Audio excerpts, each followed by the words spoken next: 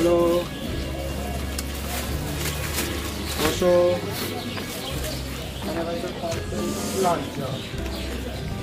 Good morning আমার প্রিয় পরিবার, সবাই কেমন আছো? আশা করছি সবাই খুব ভালো আছো, সুস্থ আছো। আর আজকের দিনটা, যে দিনটা আমি দেখাচ্ছি, আজকের দিনটাতে আমি ভালো নেই, কারণ আমার শরীরটা খারাপ করেছিল মাঝরাত থেকে হঠাৎ করে। আসলে আগের দিনও ঘুম হয়নি, বাবুসোনা উঠে গেছিলো মাঝরাতে আর কান্না করছিল।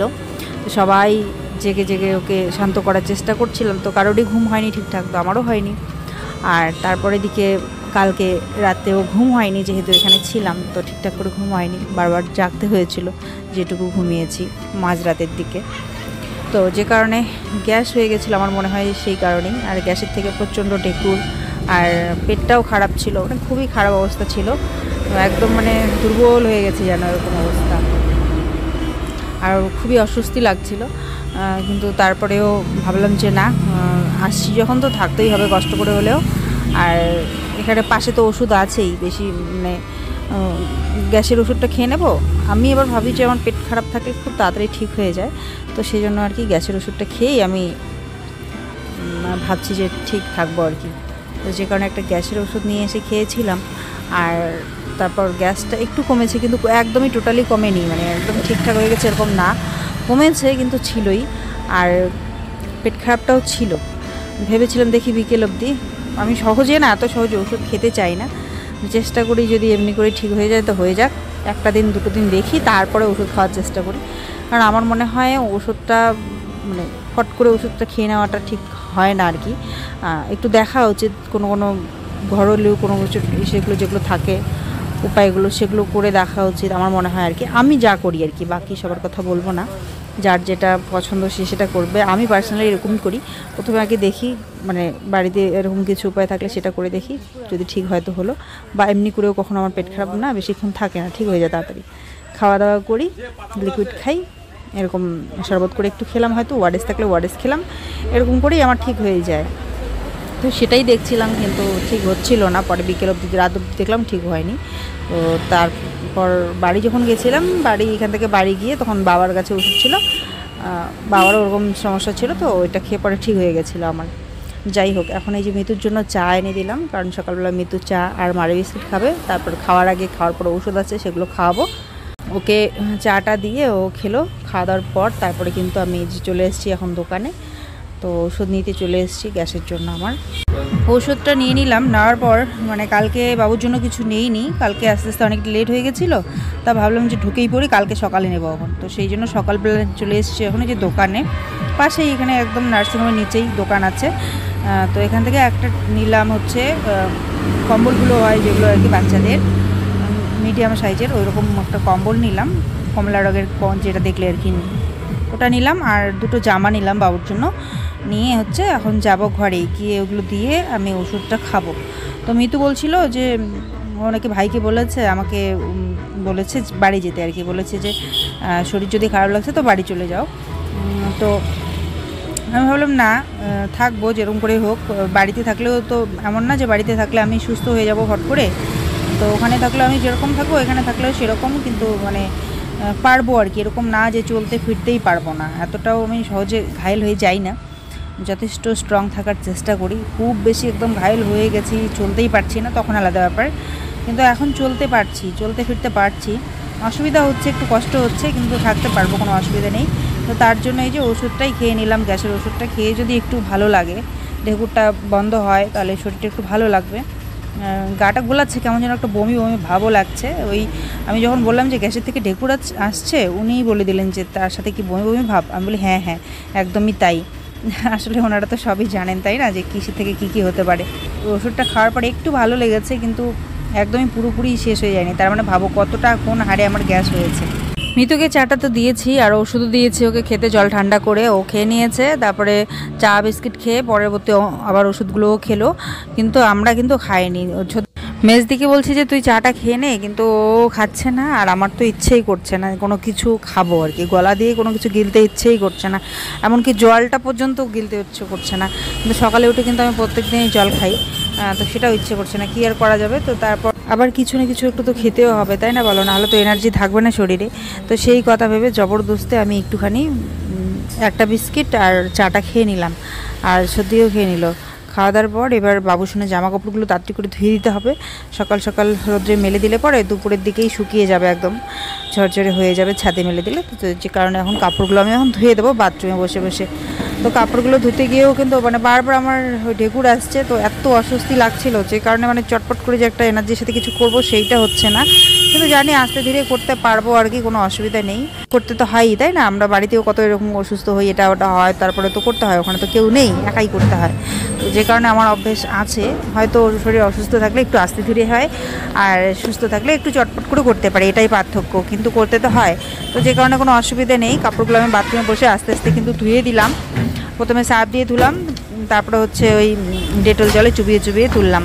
যেগুলো ছোটো ছোটো লেংটি বানানো হয়েছে, মানে ছোটো ছোটো ন্যাকড়াগুলো, ওগুলো মনে করো ফেলেই দেওয়া হয়, যেগুলো পটি করে। আর হিঁসুরগুলো শুধু, আর বড় বড় ওগুলোতে কোনো কোনো সময় একটু দাগ টাগ লেগেছে, ওই আর কি। তো ওগুলো ঘষে ঘষে একটু পরিষ্কার করে ধুলাম।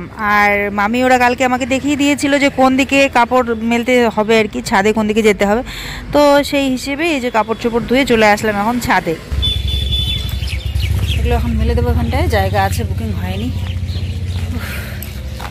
খুবই খারাপ লাগছিল, এখনও লাগছে, মোটামুটি খারাপ এখনও লাগছে। দেখি ওষুধটা তো খেলাম, আস্তে আস্তে যদি একটু ঠিক হয় তো থাকবো, আর যদি এরকমই লাগে তো তো বললো যে খারাপ লাগলে বাড়ি যাও, দেখা যাক।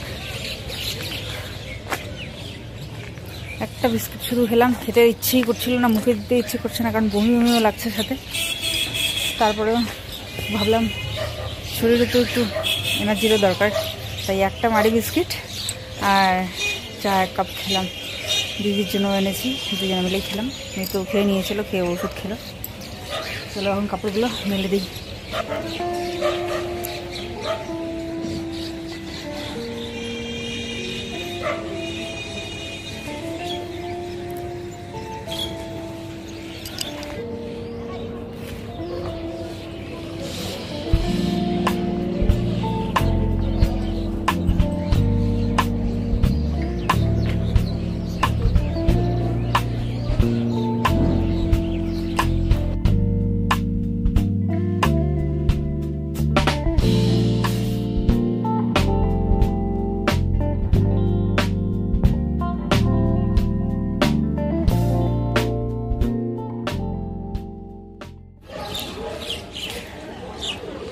এই তো কাপড় চোপড় সব শুকোতে দেওয়া হয়ে গেল। সুন্দর পাখি ডাকছে।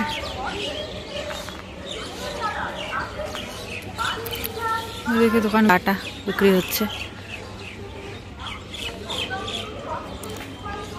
চলো নিচে যাওয়া যাক।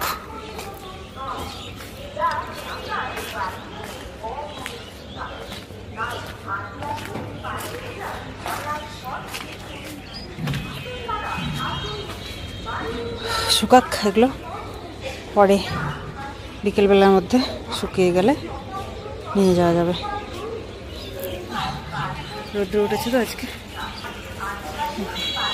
ভালোটাই রোদ্র দিয়েছে। চলো এবার নিচে যাওয়া যাক, দেখো কি অবস্থা।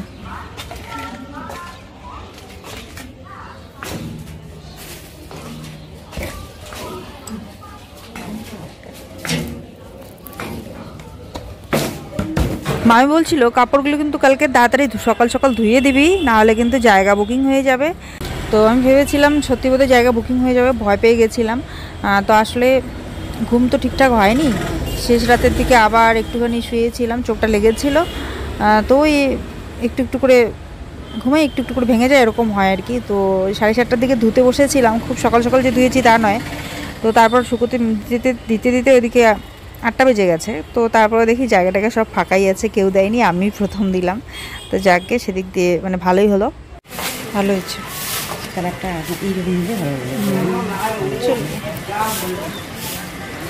তখন পরিষ্কার পরিচ্ছন্ন করছে বাড়িতে বলে হ্যাঁ কেবিনগুলো, যে কারণে আমরা বাইরে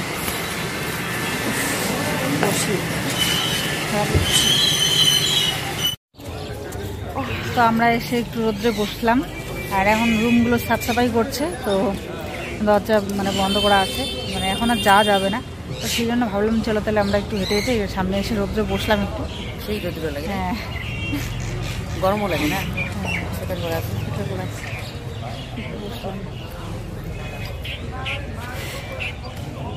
গ্যাসের ওষুধ তো খেলাম, দেখি যদি একটু ধীরে ধীরে একটু ভালো লাগা শুরু হয় তো থাকবো বিকেল অবধি, থাকবো আর কি বিকেল অবধি, কোনো ব্যাপার না, থাকা যাবে।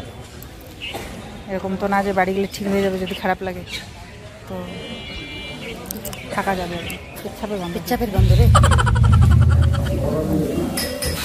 আমরা ব্রেকফাস্ট করতে চলে আসলাম, খেতে তো ইচ্ছে করছে না, তাও তো খেতে হবে, না খেলে আবার বেশি খারাপ লাগবে। তাই নিরামিষ সবজি, দিদি আজকে শনিবার পালন করে, তাই পেঁয়াজ রসুন ছাড়া আলু মটরের সবজি আর পরোটা। এর আগেও কিছুক্ষণ আগেও আমরা এসেছিলাম ঘরে ঢোকার জন্য, তখনও সাফসাফাই হচ্ছিল, তো সেই জন্য আমরা ঢুকতে পারিনি। তাই ভাবলাম যে বাইরে যখন দাঁড়িয়ে আছি বসে আছি তাহলে কিছু এই সময়টা খেয়ে নেই, 10টা-11টা মতো বাজে, তাই ব্রেকফাস্টটা করে নিলাম। কালকে সন্ধ্যাবেলা একটু চা খেতে ইচ্ছে করছিল কিন্তু নিলাম না তখন, আর আজকে এখন খেতে ইচ্ছেই করছে না, কিন্তু তারপরেও একটু তো খেতে হবে, নাহলে সারাদিন চলবো কী করে। তাই একটুখানি ব্রেকফাস্ট দুজনে মিলে করে নিয়ে এই যে চলে আসলাম এখন ঘরে।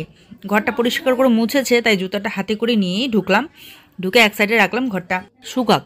ঘরে ফিরে দুজনেই নিজেদেরকে আগে স্যানিটাইজ করে নিলাম, তারপরে বাবুসোনাকে নিয়ে একটুখানি বসলাম। সবসময় শুয়ে থাকলে তো ভালো লাগবে না, তাই মাঝে মধ্যে, এখন খুবই ছোট্ট আছে, মাঝে মধ্যে একটু কোলে নিতে হবে, তো সেই কারণে একটুখানি নিলাম। বাবুসোনাকে নিয়ে আমার মনে পড়ে যাচ্ছে ছোটোবেলা কিন্তু সোনুকে আমি খুব একটা কোলে নিতে পারতাম না, যেটা আমাকে সবাই বলতো যে কোল চাটা, যেটা আমাদের ভাষায় গ্রাম্য ভাষায় বলতো কোল চাটা হবে, কোল চাটা হবে, আমাকে কোলে নিতে দিত না আর কি, বেশি একটা বলতো যে কোল চাটা হলে পরে তোমার অসুবিধা হবে, কাজও করতে পারবে না। তো সত্যিই কিন্তু আমার ছেলে আমি মানে বেশি তো নেইনি কোলে, ও বেশি কোল পাইনি, যে কারণে কি হয়েছে বলো তো, ওকে আমি শুইয়ে দিয়ে কাজ করেছি, বসিয়ে দিয়ে কাজ করেছি।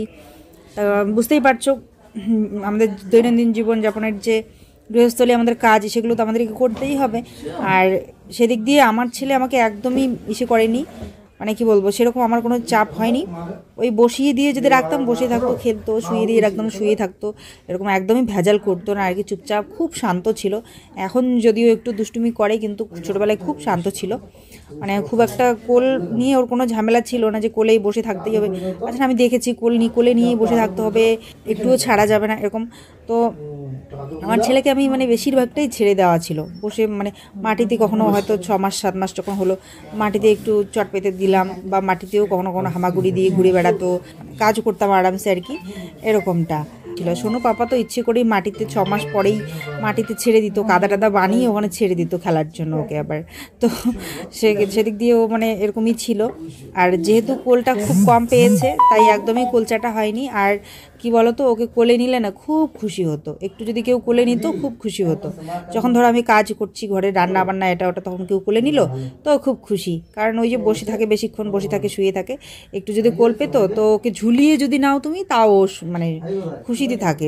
2টা হাত ধরে ঝুলিয়ে রেখেছো, পাগুলো ভালো করে ধরোই নি, তাও চুপচাপ থাকতো আর কি। আমি এরকম দেখেছি, মানে কোলে নিতে হলে ভালো করে কোলে নিতে হবে, বুকে একদম ফেলে এরকম করে হেলান দিয়ে নিতে হবে আরামসে, একদম কোনো রকম যেন ভুল ত্রুটি না হোক, নেওয়ার একটা কায়দা থাকবে। সোনুকে নেওয়ার কোনো কায়দাই ছিল না, যেভাবে খুশি নাও কোলে নিলেই হলো, ভীষণ খুশি। আর বসে থাকতো, শুয়ে থাকতো, গিয়ে একটু দেখতাম, একটু হাসতাম, ব্যাস তাতেই ও খুশি। ও সুন্দর একটা মুচকি হাসি দিত মিষ্টি করে। এক একজন বাচ্চা এক এক রকম স্বভাবের, এক এক রকম ইসে থাকে, ওদের বৈশিষ্ট্য থাকে, তাই না? কিন্তু তারপরেও প্রত্যেকটা বাচ্চার মধ্যেই কিন্তু ঈশ্বর বাস করেন, তাই প্রত্যেকটা বাচ্চাই কিন্তু অনেক অনেক বেশি স্পেশাল, যেরকমই হোক না কেন যার বৈশিষ্ট্য বা ধর্ম।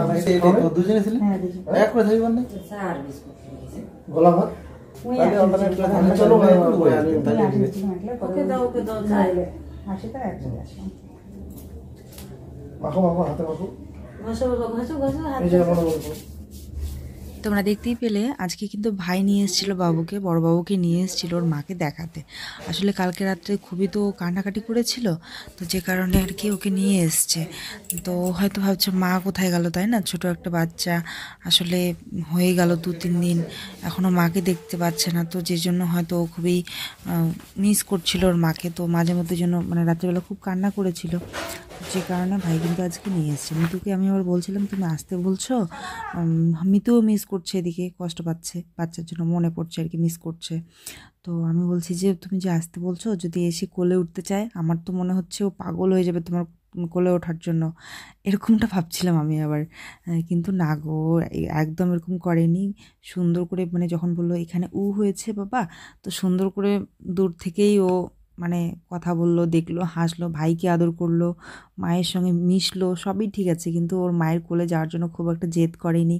মানে এইটুকু বাচ্চা যে এত বুঝবে, সেটা আমি সত্যি দেখে অবাক আমরা, যে ওর মায়ের হাতে কিছু একটা আছে, দেখতে পাচ্ছে চ্যানেলটা, তো যে কারণে দেখতে পাচ্ছে যে মায়ের কিছু হয়েছে, অসুবিধা আছে, নিতে পারবে না আর কি, সেটা বুঝলো। কিন্তু ওর মাকে ছেড়ে যখন চলে যাচ্ছিল, নিয়ে যাচ্ছিল আর কি ভাই, তখন কান্না করছিল। তখন ওকে অনেকভাবে বুঝিয়ে আমরা পাঠিয়ে দিলাম যে তুমি ভাইয়ের জন্য কিছু নিয়ে আসো, বল নিয়ে আসো, খেলনা নিয়ে আসো, একটা জলের গ্লাস দেওয়া হলো যে জল নিয়ে আসো, এরকম করে যখন বললাম। আর একদমই বলিনি যে বাই বাই টাটা, যখন প্রথমেই বাই বাই করা হচ্ছিল না, তখনই ও বুঝে পড়েছে যে এখন আমাকে বাড়ি যেতে হবে, মাকে ছেড়ে যেতে হবে, তো কান্না করছিল। তো তারপর লাস্টে আর আমরা বাই বাই বলি নেই, বরঞ্চ আমরা বললাম যে ভাইয়ের জন্য গাড়ি নিয়ে আসো, ভাইয়ের জন্য খেলনা নিয়ে আসো। ও কিন্তু প্রচণ্ড বোঝে কথা। তো এগুলো যখন বলা হলো না, তখন ও ভাবলো যে নিশ্চয়ই আমরা আরও আসবো, এই কথা ভেবে কিন্তু ওর বাবার সঙ্গে খুশি মনে তখন লাস্টে গেল। যাই হোক, এদিকে দুপুরবেলা কিন্তু এখন কাপড়গুলো আমি তুলতে এসেছি, বেলা থাকতেই তুলে নেওয়াই ভালো, কারণ তাহলে গরম গরমই থাকবে কাপড়গুলো। আর এখন যেহেতু শীত পড়ে, তো বিকেলবেলার দিকে নিলে পরে স্যাঁতস্যাঁতে ভাবটা হবে আর কি, যে জন্য রোদ থাকতে এটা নিয়ে যাচ্ছি। আর তারপরে আরও কিছু যে জামা কাপড় যেগুলো বেরিয়েছে, ওগুলোও ধুয়ে দিয়ে মেলে দিলাম, রোদ আছে এখনও, প্রচণ্ড রোদ আছে, শুকিয়ে যাবে। ওই যে আরও কিছু কাপড় ছিল, ওগুলো ধুয়ে দিলাম, আর যেগুলো শুকিয়ে গেছে পাতলা কাপড় চোপড়গুলো, ওগুলো নিয়ে নিলাম। মোটাগুলো দু একটা শুকায়নি, মানে হালকা হালকা ভিজে আছে, মোটা যেগুলো কম্বলের মতো, ওগুলো আরেকটু শুকাক, তারপরে কিছুক্ষণ পর নিয়ে যাবে।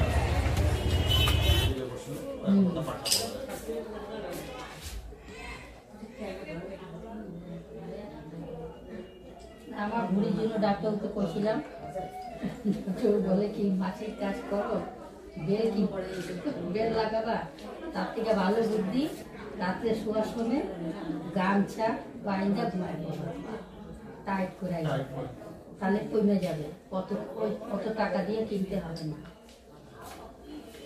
কয়দিন বাইন্দা ঘুমাইছি, দল ফোন লাগে, কষ্ট হবে। হ্যাঁ, ওরা লোকের একটু অসুবিধা হয়। হ্যাঁ হ্যাঁ, এক দুই দিন করলে আবার ওটা হেভিট হয়ে যাবে। আচ্ছা, 3 দিন এখানে থাকি, 3 দিন বাড়িতে থাকি, তাহলে কি হবে?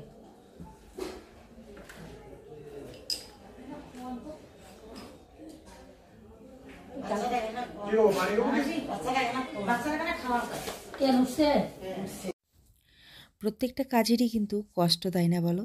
এই যে একজন মাসির গল্প শুনছিলাম আজকে, তখন কিন্তু ধ্যান দেইনি, তখন ওই যে ওখানে কাপড় ছিঁড়ছি আর কি, ছিঁড়ে ইসে করছি বা ভাঁজ করছি, এই সব কিছু করতে আর কি ব্যস্ত ছিলাম, তখন ধ্যান দেইনি বা শুনিনি। এখন কিন্তু এডিট করতে বসে আমি শুনতে পাচ্ছি গল্পগুলো ওনার, যে 3 দিন এখানে ডিউটি করেন, 3 দিন বাড়িতে থাকেন, তো কী করে উনি ভুঁড়িটা কমাবেন আর কি, এখানে থাকাকালীন তো আর গামছা বেঁধে শুতে পারেন না। আর সত্যি মানে খারাপও লাগে যে সব কাজেরই কষ্ট আছে। এই যে সারা রাত ধরে জাগা, ঘুম পায় কিন্তু তারপরে ঘুমানো যায় না, তাই না? সারাদিন মানে সারা রাত আর কি জেগে জেগে থাকা, বারবার করে দেখাশোনা করা, ঘুম বন্ধ করে কাজ করা, বুঝতেই পারছো নাইট ডিউটি কতটা কষ্টের, তাই না? সোনুর পাপা ওইভাবে নাইট ডিউটি করে, মানে ও যখন ঘুম পায় তখন ঘুমোতে পারে না, হয়তো দুপুরবেলা একটু ঘুম পেলো, তখন ডিউটি এসে গেল, তখন ঘুম বাদ দিয়ে ওকে ডিউটিতে যেতে হয়।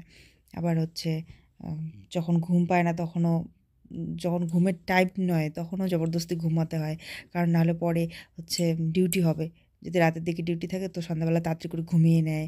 তো এইটাই আর কি, সত্যি তাই না, কীরকম আজব, অনেক কষ্টের আর কি জীবনটা হয়ে যায়। তো সেই হিসেবে এনাদেরও ওরকমই দেখে আমার খুব খারাপ লাগছিলো। আমরা তো একদিন মনে করো 1-2 দিন নার্সিংহোমে থাকি, তো ঘুম কম হয়, তো দেখো গ্যাসের সমস্যা এটা ওটা, বা ঘুম কম হলে অনেক ধরনের সমস্যায় আমরা ভুগি। তো এনাদের দেখো, এনাদেরও কিন্তু কষ্ট করে এখানে মনে করো রাত জেগে জেগে ডিউটি করতে হয়, বারবার ন্যাপি চেঞ্জ করা, এটা ওটা, বাচ্চাকে দেখাশোনা, খাওয়ানো, অনেক কিছু। আর হয়তো ভোর রাতের দিকে হয়তো সারা রাত করলেও করার পর ভোর রাতের দিকে একটু ঘুমালো, ওই তারপর আবার বাচ্চা ক্যাপ করে উঠতে আর আবার আমরা গিয়ে ডাকি, তাই না? আমার তো ডাকতে একদমই ইচ্ছেই করছিল না, তারপর কী করবো, ডাকতে তো হবে। ডাক দিয়ে ওনাকে তুললাম, তারপর উনি চেঞ্জ করে দিলেন। যেমন মনে হয় না যে গভীর ঘুমে ঘুমাচ্ছেন, তখন মানে ডাকতে কীরকম যেন একটা লাগে, তারপরেও বাধ্য হয়ে ডাকি আর কি, ডাকতে তো হবেই। আর ওটাই ওনাদের ডিউটি, কিছু করার নেই। রাত্রেবেলা উনি ওই ডিউটিটা করেন, পরের দিন হয়তো দিনের বেলা হয়তো বাড়িতে গিয়ে ঘুমন হয়তো, তো সেক্ষেত্রে আর কিছু করার নেই। আমার সময় আমি যখন নার্সিংহোমে ছিলাম না, আমারও ঠিক এরকমটাই মনে হতো। যখন দেখতাম যে সারা রাত ধরে উনি করছেন আর কি, এটা ওটা করছেন, তারপরে এরকম করতে করতে মোটামুটি 3টা কি 4টার দিকে যখন ওনারও চোখটা লেগে যায়, তখন উনি মানুষ তো, তাই না, উনি একটুখানি ওখানে কোথাও না কোথাও জায়গা করে একটুখানি শুয়ে পড়েন। তো তারপরে যখন বাচ্চা আবার উঠতো জাগতো, তখন না আমি আর ডাকতাম না ওনাকে, যে মাত্র 3টা 4টার দিকেই তো ঘুমালো। আর আমাকে তো বারবার বলছিলেন, উনি বলতেন আর কি মাসিরা, যে তুমি ঘুমিয়ে পড়ো, তুমি ঘুমিয়ে, আমি তো আছি, আমি যতক্ষণ জেগে আছি তোমাকে জাগতে হবে না, তোমাকে চেঞ্জ করতে হবে না। আমি ওই যে তবু জেগে জেগে থাকতাম, ছেলে কখনই করলো, ভিজে গেল কিনা চেঞ্জ মানে করতে হবে কিনা চেক করতাম, ঘুমাতাম না। 3-4 দিন আমি ঠিকমতো ঘুমাইই নি, জানো তো, যখন সোনুর জন্ম হয়েছিল। মানে সবসময় প্রথম মা হয়েছে, একটা আলাদা রকম ফিলিংস, কী যে ভালো লাগা একটা, যে আমি মা, আমার দায়িত্ব, তাই না? বাচ্চাকে বারবার দেখতাম, এরকম করে মুখের দিকে তাকিয়ে দেখতাম, ভিজে গেছে কিনা সেটা চেক করতাম, আমার ঘুমই আসতো না। আর আমাকে মাসিরা বলতেন যে তুই ঘুমাস না কেন, এরকম করে জেগে থাকিস কেন, তুই ঘুমা, আমরা তো আছি দেখভাল করার জন্য। তো এরকম করে বলতেন। তারপরে কেন জানি না আমার ঘুম আসতো না, তারপরে গিয়ে ঠিকঠাক মতো 4 দিনের মাথায় গিয়ে একটুখানি ঘুমিয়েছি। তো ওই আর কি, যখন দেখতাম গরু ছাগলের বাচ্চা হয়, ওরা যেরকম মানে অন্যদিকে কোনো ধ্যান নেই, বাচ্চার দিকেই ধ্যান, তো আমারও তখন মনে হচ্ছিলো, আমি এই জন্য দেখতাম ছোটোবেলায় যে গরুগুলো এরকম করে কেয়ার করে থাকে, কেয়ার করে আর কি বাচ্চাদের, বাছুরদের, ঠিক আমারও সেরকম ফিলিংস হচ্ছিলো, যে ঘুমিয়ে আসছিলো না, মনে হয় সারাক্ষণ ধ্যান দিয়ে থাকি বাচ্চার দিকেই, এরকম একটা ব্যাপার আর কি হচ্ছিলো আমার মধ্যে। তো যাই হোক, তারপরে ওই ধরো যখন ভোরবেলার দিকে মাসি ঘুমাতেন, তখন আমি আর কিন্তু ডাকতাম না, ওই 4টা 5টা 6টা অবধি ওনাকে 2-3 ঘন্টা ঘুমোতে দিতাম। তখন ওর মধ্যে যদি জেগে যেত, তখন আমি ওই নিজেই চেঞ্জ করতাম, এরকম একটা এরকম যেন একটা লাগতো, যে এই তো সারা রাত করে মাত্র ঘুমালেন আর আবার ডাকবো, তো আমি করে নিতাম। আর সেক্ষেত্রে সোনু বাবা যখন আসতো ছুটিতে, সোনু যখন ছোটো ছিল, তখনও আমি ওকে ডাকতে কীরকম যেন একটা লাগতো। তাই যখন এই বাচ্চা উঠে পড়েছে চিল্লাচ্ছে, তো ফটাফট আমি ওকে চুপ করে দিতাম, আমি চেঞ্জ করে নিতাম, যাতে ওর ঘুমটা ডিস্টার্ব না হয়। আসলে আমি কাউকে কেন জানি না ডিস্টার্ব করতেই পারি না, এরকম একটাই আর কি ব্যাপার আমার মধ্যে কাজ করে। তো দেখলেই আজকে কিন্তু মিতুর মামি এসেছিলো, ও মানে যে মামিটা আসে আর কি, তো খুবই ভালো লেগেছে, ওনার কথা বলতে না আমার খুব ভালো লাগে, খুব মিশুকে মিষ্টি খাবে না মেয়ে আর কি, খুব ভালো লাগে, খুব ভালো ব্যবহার। তো ফুল নিয়ে এসেছিলো পাপার জন্য, গোলাপ ফুল, রজনীগন্ধা, তো দারুণ লাগলো ব্যাপারটা, সত্যিই তো এভাবে স্বাগতম জানানোই যায়। তো খুব ভালো লাগলো, অনেকক্ষণ কথাবার্তা বলে কিছুক্ষণ থেকে উনি কিন্তু চলে গেছেন। আর একজন এসেছিলেন ওনার সাথে, 2 বান্ধবী আর কি এসেছিলেন। তো তারপরে কিন্তু জেঠু আসছিল দেখা করতে, আর আমাদের জন্য খাবারও নিয়ে এসেছিলেন, যেহেতু মেজদের আজকে শনিবার পালন করে, তো যে কারণে নিরামিষ রান্না করে নিয়ে এসেছিলেন জেঠু। তো উনিও দেখা করে কিছুক্ষণ পর কিন্তু চলে গেছিলেন। তো এরপর আমি এই যে চলে এসেছি এখন বাকি কাপড় চোপড়গুলো নিতে ছাদে। দিদি আবার চলে যাবে সোজা বাবার শ্বশুর বাড়ি, তো আমার তো বাবার বাড়ি যেতে হবে, তো যে কারণে ওইদিকে আবার একা যেতে হবে, তাই টোটো নিয়ে যেতে হবে। একটু আগে গেলে ভালো হতো, সন্ধ্যার আগে, তবে জানি না আমি কখন আসবে, সন্ধ্যা লাগতেও পারে, তো লাগলে পরে ওই টোটো করে যেতে হবে, নাহলে হচ্ছে ভাইকে আসতে বলতে হবে, নাহলে একা তো যেতে পারবো না, নদী পার হয়ে একটু দূর আছে, এটাই আর কি চিন্তা করছি। যাই হোক, কষ্ট মষ্টে আজকের দিনটাও কাটালাম, মানে কালকে রাত্রে থেকে একটু পেট খারাপ আর গ্যাসের ঢেকুর বেরোচ্ছে, একটু কীরকম পরিস্থিতি, মানে বমি বমি লাগছে।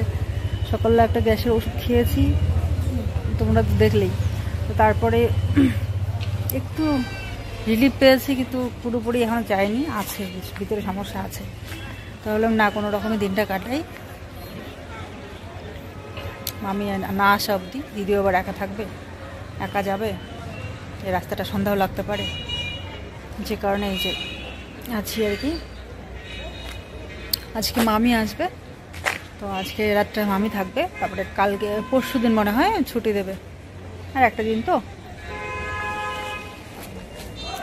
চলো নিচে যাই। খুবই দুর্বল লাগছে, পেট খারাপ হলে বুঝতেই পারছো, খুবই দুর্বল হয়, কিন্তু তারপরেও এনার্জি নিয়ে, মনের মধ্যে এনার্জি সংগ্রহ করে আছি, সাহস নিয়ে আর কি, মানসিক শক্তি নিয়ে আছি। বাড়িতে আমার ছেলে আবার ফোন করেছিল, কালকে ফোন করেছিল, তো আমাকে বলছে মাম্মা তুমি কোথায়? আমি বলে এখানে বাবা, আমি নার্সিংহোমে। বলে কী করো, আসবা না? বলছি না বাবা আজকে থাকবো। বলে কখন আসবা তুমি? তাহলে আমি বলছি কালকে যাবো বিকেলবেলা। বলে বিকেলে কেন, সকালে আসো, সকালে আসবে। ওরও ভালো লাগে না আমাকে ছেড়ে, আমাকে আমার সাথেই থাকা অভ্যেস আর কি।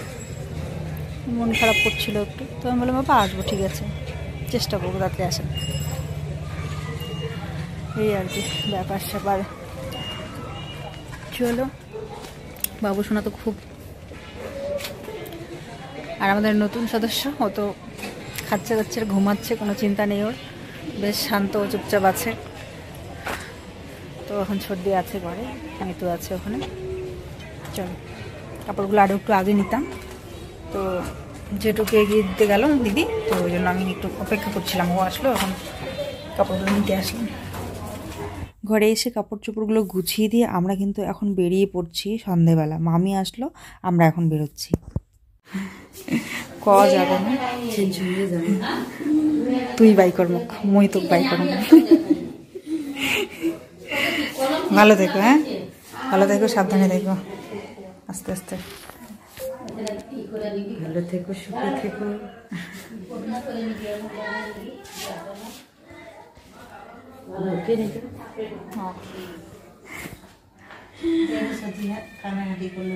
আচ্ছা, ও আর তোমার কানেরটা কি নিয়ে রেখে দেবো নাকি?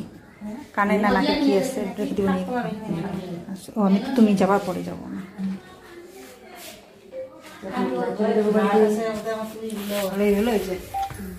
আমরা বেরোতে ঠিক টাইমে আসছে, আর আমি তো অসুস্থ, বুঝতেই পারছো, পেট খারাপ বলে যা হয় আর কি, অসুস্থ। চলো, টিফিনটা দিচ্ছিস না? আসলাম, থাকে না বলুন, ও খাওয়া যাবে না। সন্ধ্যায় লেগে গেছে, তারপরেও মামির জন্য অপেক্ষা করছিলাম, কারণ মামিকে ঘরে না ঢুকিয়ে রেখে আমরা বেরোতে পারছিলাম না। মানে মৃদুকে একা ছেড়ে কি করে যাই বলো তো, যে কারণে আমরা অপেক্ষা করছিলাম মামির জন্য। তো মামি বলছে আর একটুখানি আমরা আছি, তো সেই জন্য আমরা রেডি হয়ে দাঁড়িয়ে পড়েছি। ওই মুহূর্তে আমরাও বের হচ্ছি, মানে মামিও ঢুকেছে। আমরা জানি যে এই মুহূর্তেই মামি ঢুকবে, যে কারণে মাসিগুলোকে বলে যাচ্ছিলাম যে মাসিরা যতক্ষণ মামি না আসে ততক্ষণ তুমি এখানে বসে থাকো, মৃত্যুর কোনো রকম কোনো অসুবিধা যদি হয়, সে তো জোরে ডাকতে পারবে না, সেই জন্য বলে রাখছিলাম। ওই বলাবলি করতে করতে মামি ওই মুহূর্তে ঢুকে গেল। তো ভালোই হলো, মামিকে রেখে তারপরে আমরা আসলাম নিশ্চিন্তে আর কি। আর এদিকে কিন্তু সন্ধ্যা হয়ে গেছে, মেজদি যাবে হচ্ছে শ্বশুরবাড়ি, তো ও একটু ভয় পায়, ওরও সমস্যা, আবার আমিও ভয় পাই, কারণ নদী পার হয়ে আমাকে যেতে হবে, তো একা তো যেতেই পারবো না, তাই একটা টোটো করে নিয়ে যাচ্ছি। আর বাচ্চাদের জন্য চকলেট বিস্কিট নিলাম সবার জন্য, ঈশা মার জন্যও নিলাম। তো গিয়ে দেখি যে মাম্মাম নেই, চলে গেছে, তো বাকি বাচ্চারা আছে, ওরা খেতে পারবে এখন। তো যাই হোক, সন্ধ্যা লেগে গেছিলো, ভাইকে আর আমি বলি নেই যেতে, কারণ বাড়িতে যেহেতু বাচ্চা আছে সামলাচ্ছে মা ভাই, তাই আমি টোটো করে চলে আসলাম।